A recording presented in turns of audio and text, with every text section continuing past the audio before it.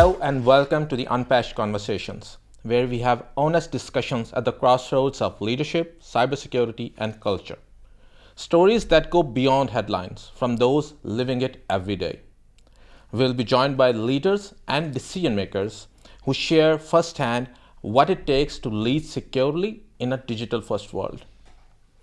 Today, we are joined by Kawther Haciane, who is a leader for the past 2 decades and who has shaped how organizations think about risk, resilience, and trust in a digital world which is constantly shifting beneath our feet. Resilience is not a one-time exercise.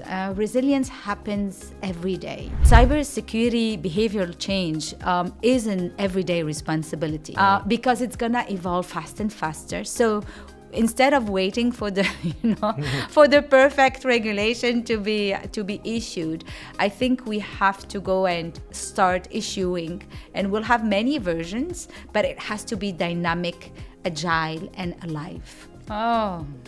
Today is the day of tough questions. When I started my career, and they have always inspired me in different ways. But then it's always, how do you bring authenticity and being genuine in everything you do. That's what is actually driving me every day. How do they connect with people? Because I think in a world that is more and more digitalized and where technology is going to be more predominant, nothing's going to beat the human connection.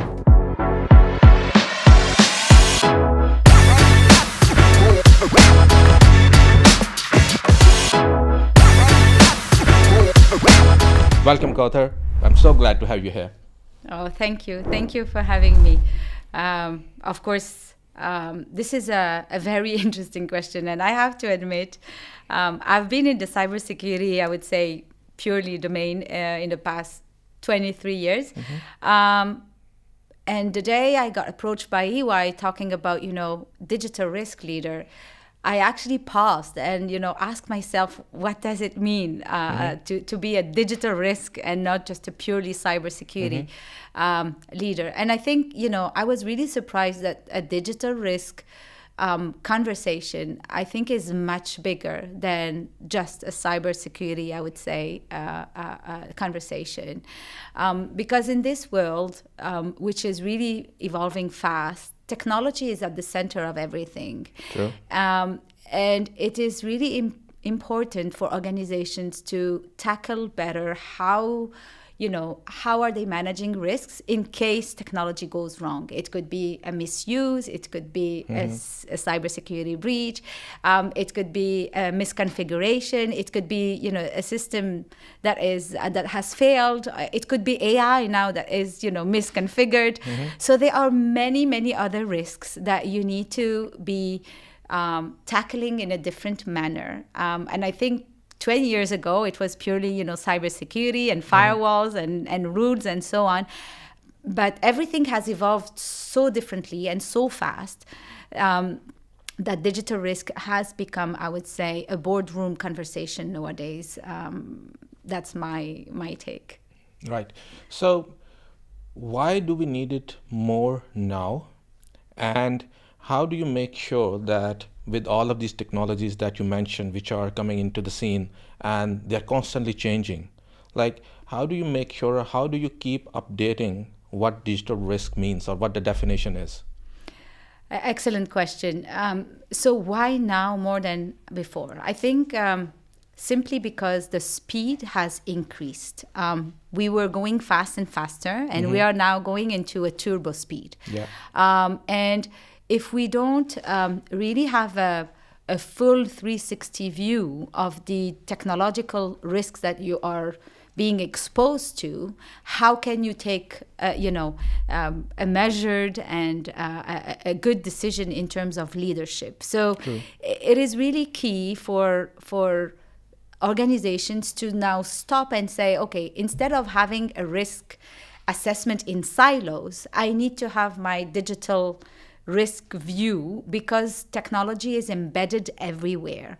And technology is accelerating and helping organizations, take fast decisions, crunching the data faster, being able to, influence the decisions we are taking as leaders from a cybersecurity perspective purely, but also, in finance, in HR. So all of that, if that information is not trusted, if you haven't managed the risk, then, if you don't tackle it today, I think you're just missing the point and missing the boat.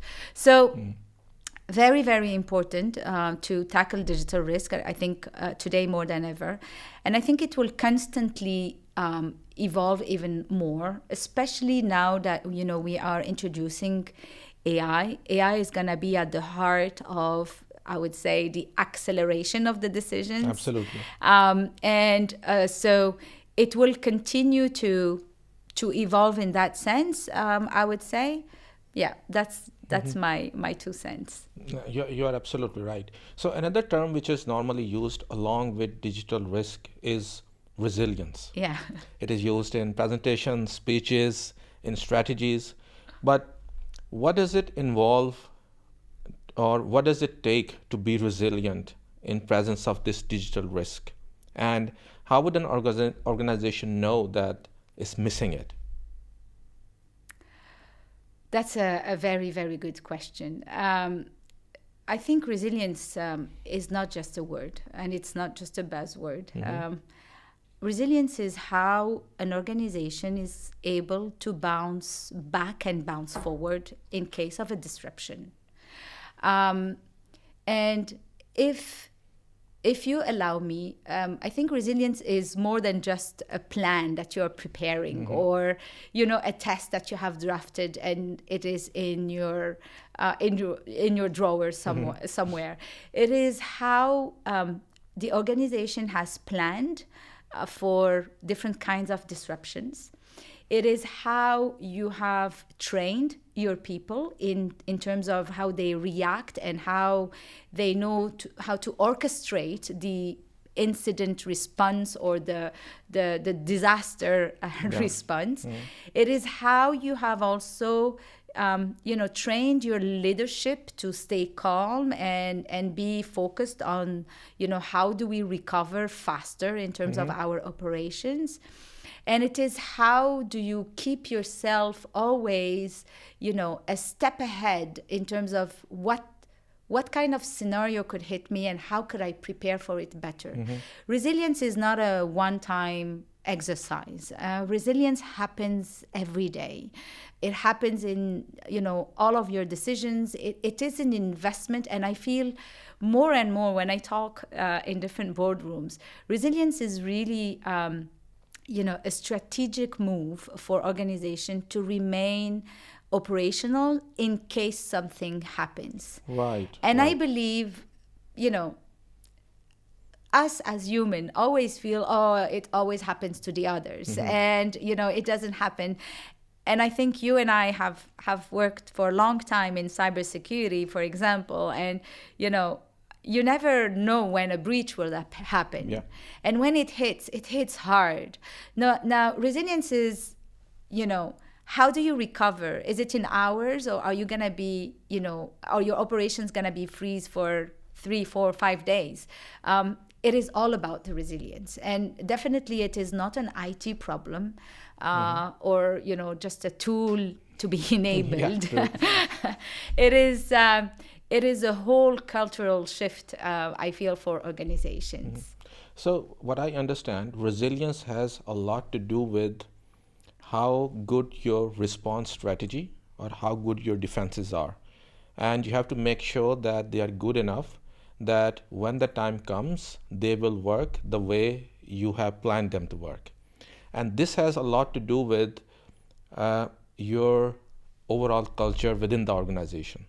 Like a lot of organizations like to do awareness campaigns, for example, especially around cybersecurity. Sometimes for a month, sometimes for a week. There are emails thrown out to the whole employees. There are brochures being spread out. There are even some keynotes being arranged. But this is not something that happens once or twice a year. This is something that needs to be embedded within the culture, within people. How or what is the difference between organizations? What do they do differently who have it within their culture and those who just limit themselves to sending out emails or campaigns? That's a tough one. You are used to dealing with tough questions, so. It's a tough one because I think handling the toughest and the weakest link, which are the humans, okay, is not an easy task. And it is a big responsibility, I think, not only for CISOs, but for board members. And I'll tell you, it's always fun. October is the Cybersecurity Awareness Month, and then it's posters and it's games, and everybody is having fun, and that's great. Is it enough? No. Is it a good starting point? Maybe. But from my perspective, we are not talking about security awareness anymore.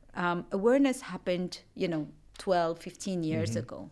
We are now talking about behavioral change. So how do you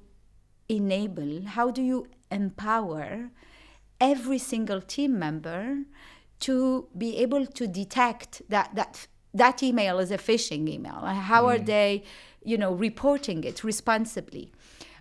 You want everyone who is seeing, a reaction or something that is fishy to be able to speak up about it. So this doesn't happen with a poster or with a game that happens once or twice a year. It happens every day. It's I'm sorry, but I like to always re-emphasize on this. And cybersecurity behavioral change is an everyday responsibility. Even with my own kids, I speak about it every day. It could be, have you checked this app? Is it sketchy? Who is the sender? You have to make them aware, yes, but you have to also give them the right reactions, how they should react, how they should, you have to train them. And training cannot happen once in a year and then, bye-bye, we'll speak again next year. No, it has to be embedded in the day-to-day operations from my perspective. So that means that the approach towards awareness and training, that itself needs to have a big shift. Completely. That how you train people, how you create the awareness. It's not just limited only to sitting in a classroom and reading about something or passing a standard training from multiple choice questions or something. Absolutely. It involves a lot more than that. Absolutely. And, every single person learns in a different way. So for you to create an impact, it's important that you touch. So you can have, different generations within an organization. So, and someone who is 50 plus is not going to learn like someone who is a fresh graduate. And so you have to really take all of this into consideration. Sometimes I go one step further. People learn more faster and better when you're talking to them in their mother tongue, better than it's natural, exactly, it's natural. You're creating an impact, you're creating a connection, and it's all about how do you enable them to understand better, to get the message faster. So they are multi dimensions. People love to have fun, that teaching them with a stick is not going to get you the best results.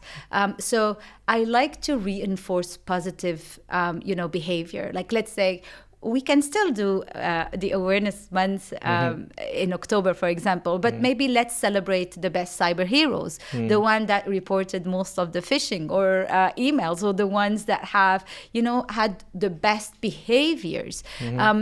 So I think if you really want to enhance, you have to be completely bold in the way you are addressing and creating the content. It has to be diversified. It has to be fun, because people, if you like it or not, they actually like to have fun as well. So it could be a game, it could be, a competition, it could be, being on stage and being recognized. So there are many, many ways of positively reinforcing that behavior.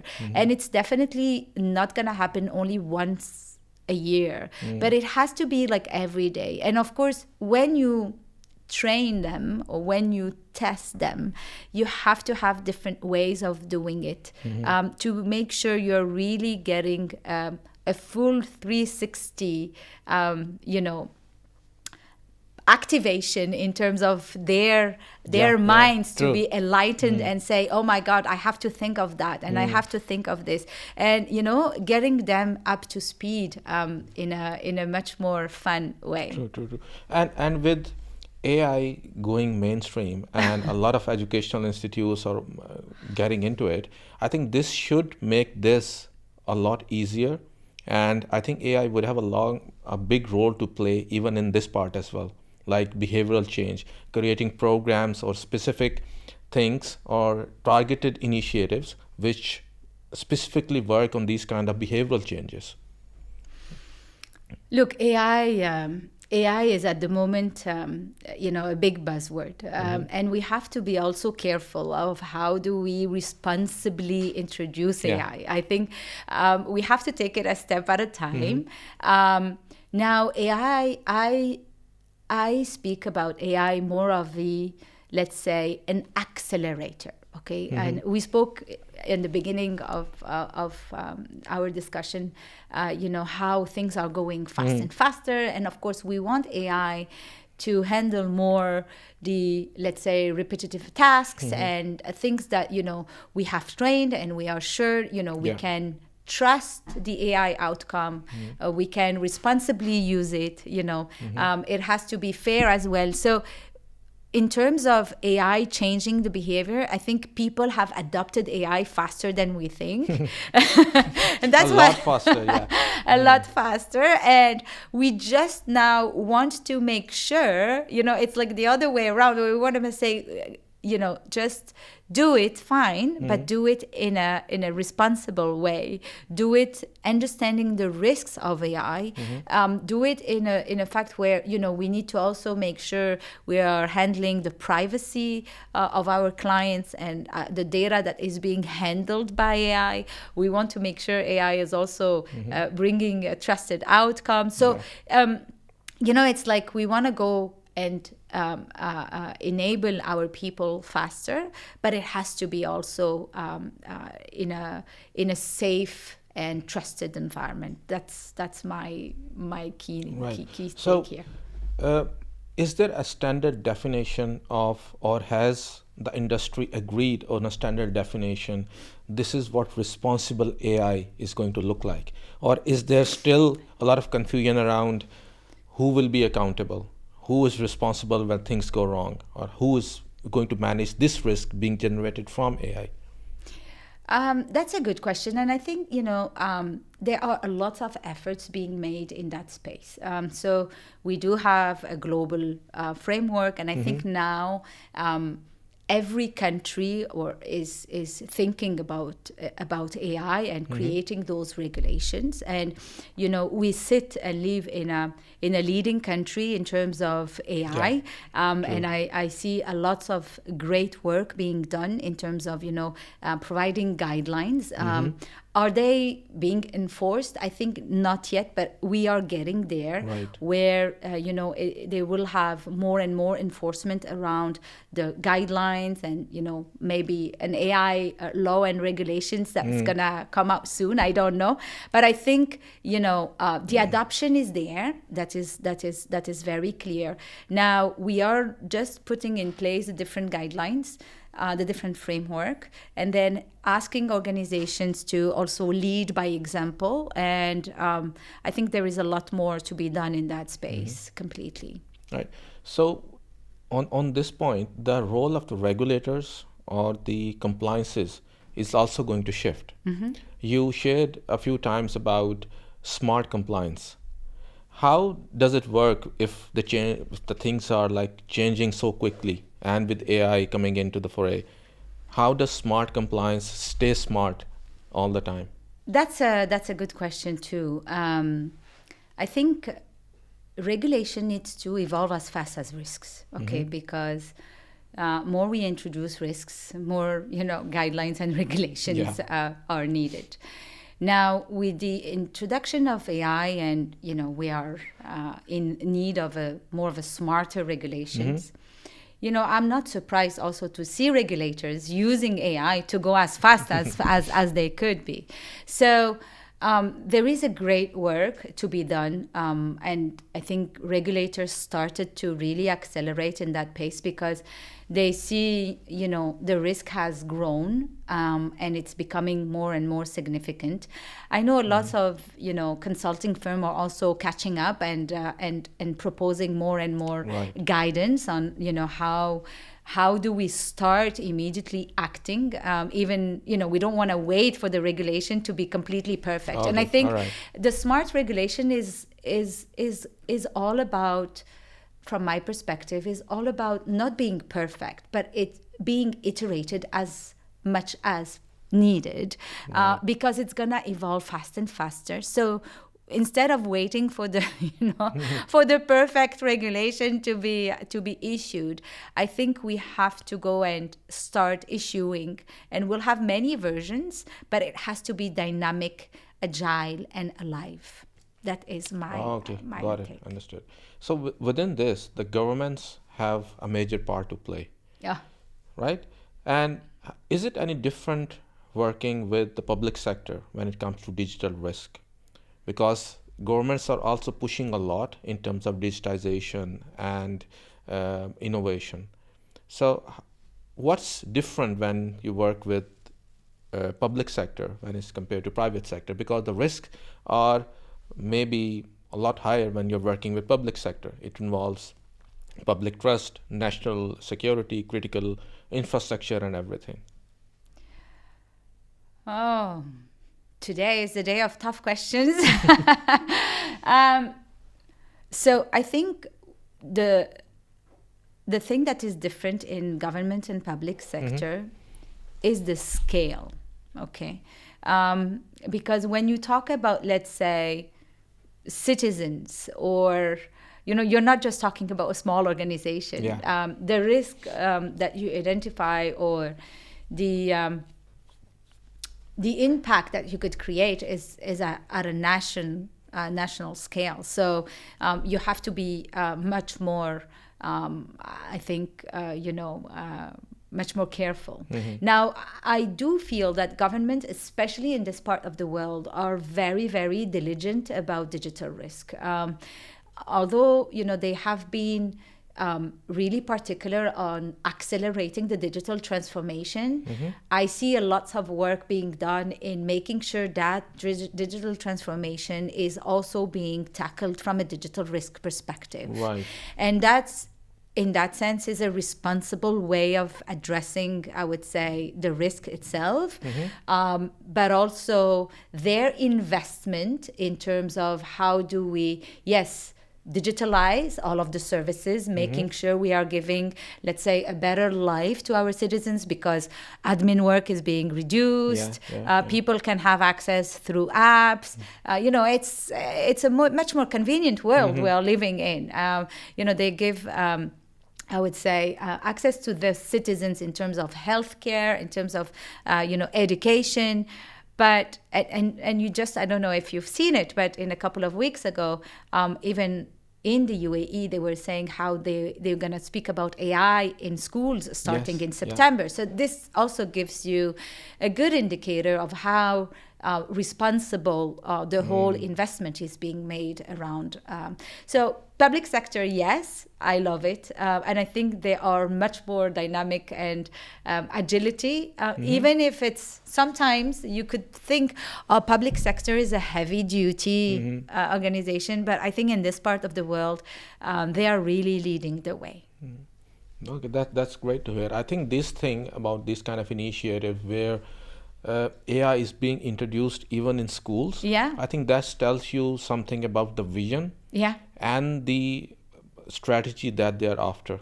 Absolutely. And I think this is the only way to move forward. I think the other countries, they must learn and follow the same. They have to work at a much basic level and like improve their strategies or improve their frameworks the way they handle technology, the way they plan technology, and the way they invest in it. That is the only way that is going to have more impact. Yeah.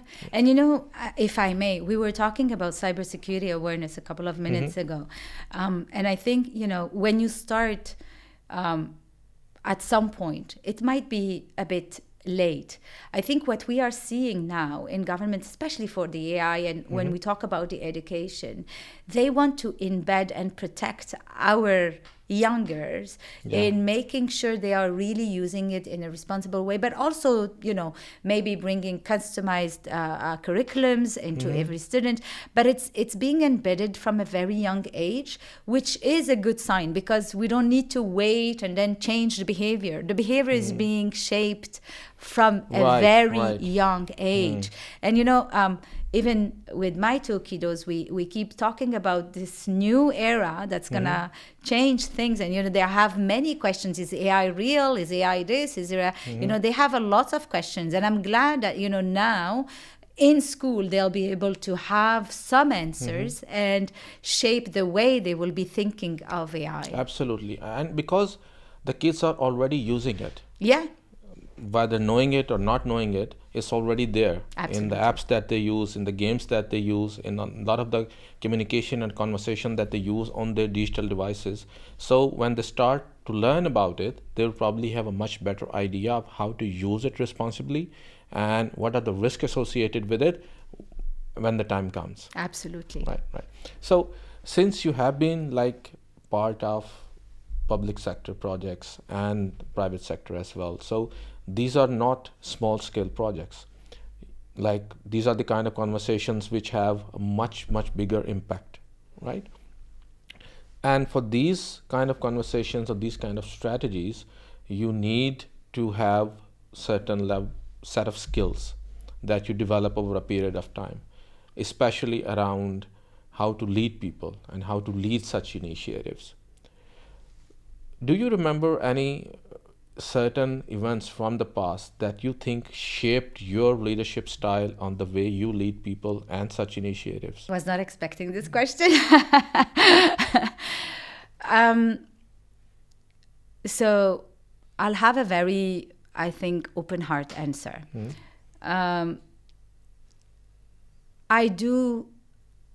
am a people person. I would say, I genuinely care about people, and I put also a lot of heart and passion in everything I do. And I think, being in cybersecurity, I loved that work, but I also genuinely want to see, people working, being successful, teaching them. And I'm not a kind of leader that, wants to know it all better than my team. No, I have always had the reflex of going and getting the best people, stronger than myself, let's say, technically, because as a team, I wanted us to rise and be good at what we are.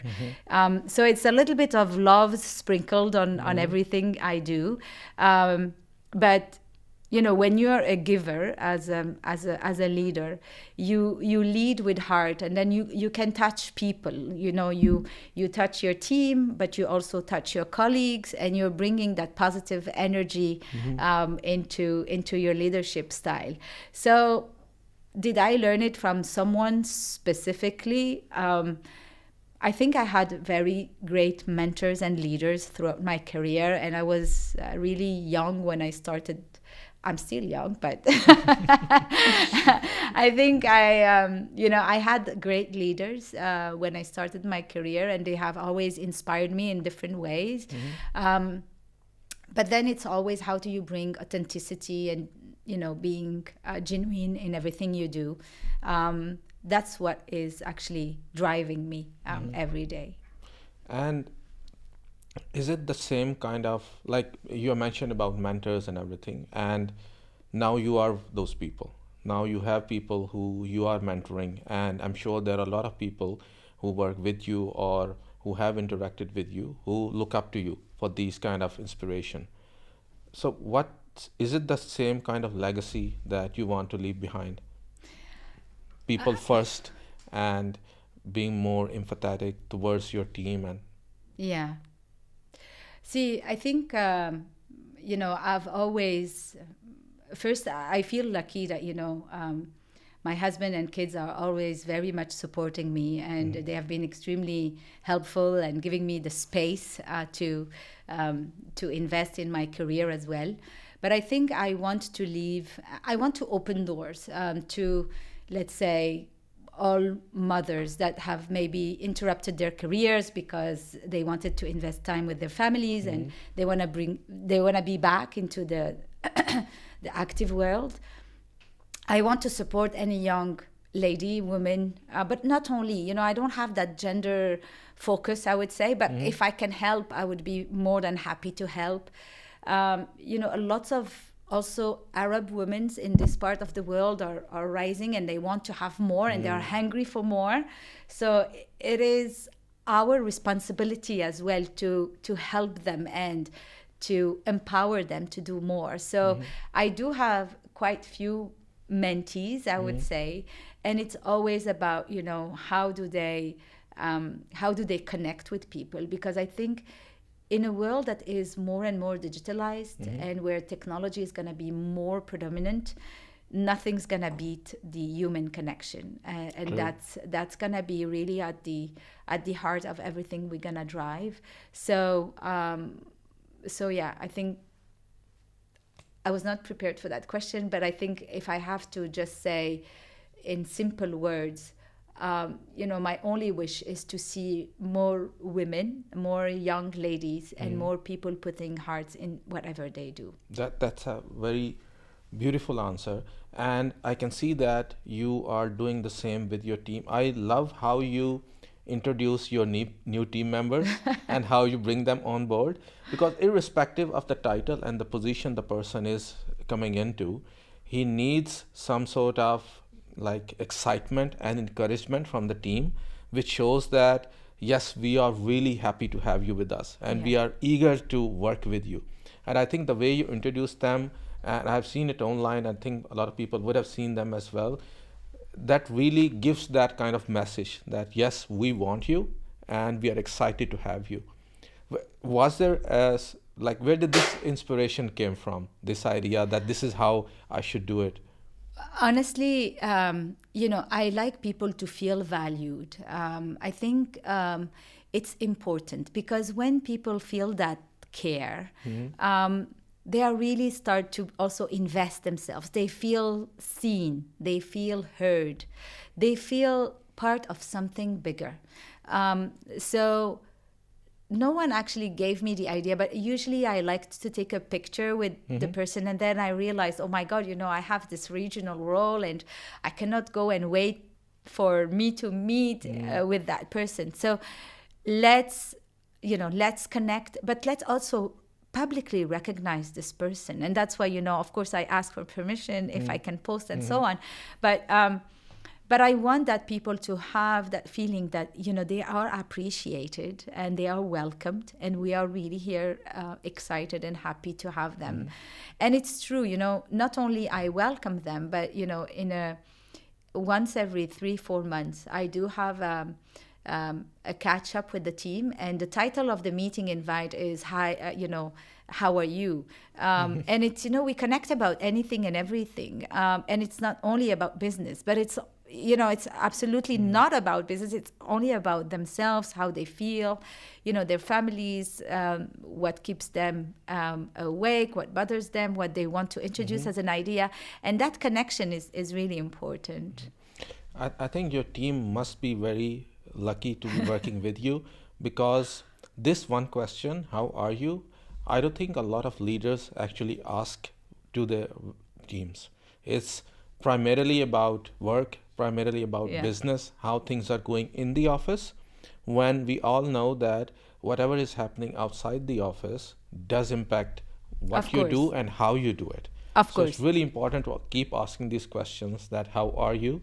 And although it's a very simple and very basic question, but it's a very deep question at the same time.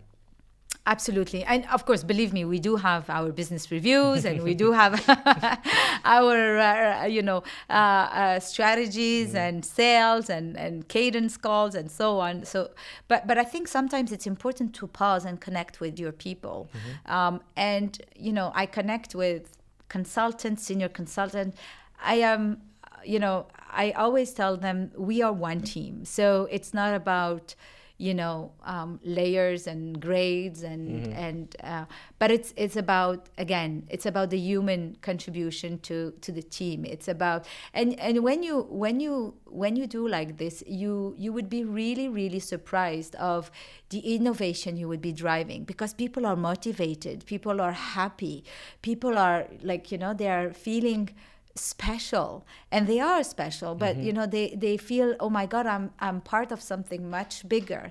So how can I do, I've got lots of great ideas coming from these how are you calls, where people are suggesting innovative ways of doing things, or they want to contribute, they want to bring something very special as well. So I love it. That's great to hear. And I think that ties back to the earlier point that we were having about culture. Yeah. I think that if the teams stay connected, if the teams stay informed, and they have this link between each other, and then the subsequent managers, they do the same to their teams as well, that's how you spread the behavioral change that you are after. Absolutely. It's not technology alone. You can't have a process defined and then expect everyone to follow. It is leaders' responsibility to make sure that they lead this change in the behavior, and then they show how this is done. Only then gradually it will spread across the organization. And once you have done the change in the behavior itself, you have to worry less about technology and processes, because if something comes up, people will take care of it. Absolutely. Right. And I think love and care are also contagious, and people embrace it.